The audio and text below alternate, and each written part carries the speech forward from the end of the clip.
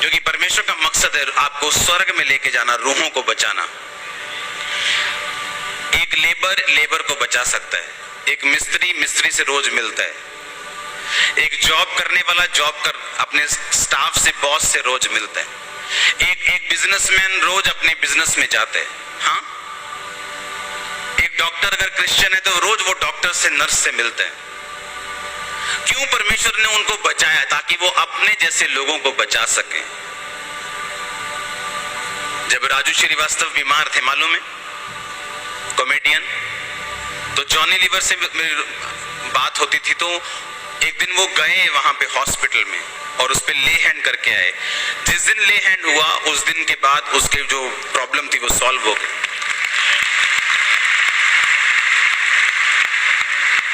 और परसों जब हम फोन पे थे तो मैंने उनको बोला, मैंने कहा चलो हम आज मिलके उन पे प्रेयर करते हैं हम। तो उन्होंने उसके राजू के कान पे फोन लगाया, उनकी वाइफ को फोन दिया, तो मैं और जॉनी लीवर प्रेयर कर रहे थे उस पे लगातार। और मैंने अपने बंदे को भेजा, मैंने कहा जाओ ऑयल और रुमाल दे के आओ। और एक दिन अगले दिन होश आ गया उनको। अब जो बंदा एंटरटेनमेंट इंडस्ट्री में है वो ही उनको बचा सकता है। एक हीरो से बात कर सकता है, और यही परमेश्वर का मकसद है। अगर वो आपको छुड़ाना चाहता है तो इसका मकसद है वो आपको इसलिए ब्लेस कर रहा है कि वो दूसरों को आपके जरिए छुड़ा सके। और जब आप ये सोच में चलते कि परमेश्वर मुझे देख रहा है और सुन रहा है, और आप परमेश्वर के साथ चलना शुरू करते हैं, आप तो होते हैं ब्लेस, आपको तो छुटकारा मिलता है, लेकिन आप एक वेपन बन जाते हैं, एक जरिया बन जाते हैं परमेश्वर का दूसरे लोगों को छुड़ाने के लिए। आप समझ रहे कि नहीं? आपको ये बात बड़े ध्यान से समझनी है कि परमेश्वर जब थोमा से मिला तो उसने कहा, जो कुछ तूने कहा था मैंने वो सब सुना था।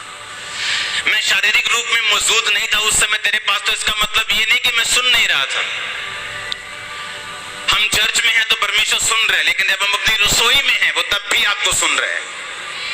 हम बर्तन मांज रहे तभी वो सुन रहे हैं। आप जब परमेश्वर में आगे बढ़ेंगे ना, आप बर्तन मांजते मांजते भी प्रेयर कर सकती है। पता है आपको क्या? पोछा मारते मारते भी प्रेयर कर सकती है, काम पे प्रेयर कर सकती है। इसका मतलब ये नहीं हम अलग टाइम परमेश्वर को ना दें, हम अलग टाइम भी देंगे परमेश्वर को, लेकिन जब आपको ये बात की समझ आ जाती है कि परमेश्वर मेरे साथ है, वो मेरी सुन रहा है, मेरे नेगेटिव शब्दों को भी वो सुनता है, मेरे पॉजिटिव शब्दों को भी वो सुनता है, आप अलर्ट हो जाते हैं और परमेश्वर की प्रेजेंस आपके साथ चलना शुरू होती। क्योंकि आपको हर टाइम लगता है कि परमेश्वर मेरे साथ है, वो मुझे सुन रहा है, तो धीरे धीरे फिर वही आदत पक जाती है और आपको जो लगता रहता है वो हो जाता है, वो हर टाइम आपके साथ चलता है। ऐसी लाइफ में आपकी घटनाएं होंगी, ऐसे परमेश्वर काम करेगा जो आपने सोचे भी नहीं।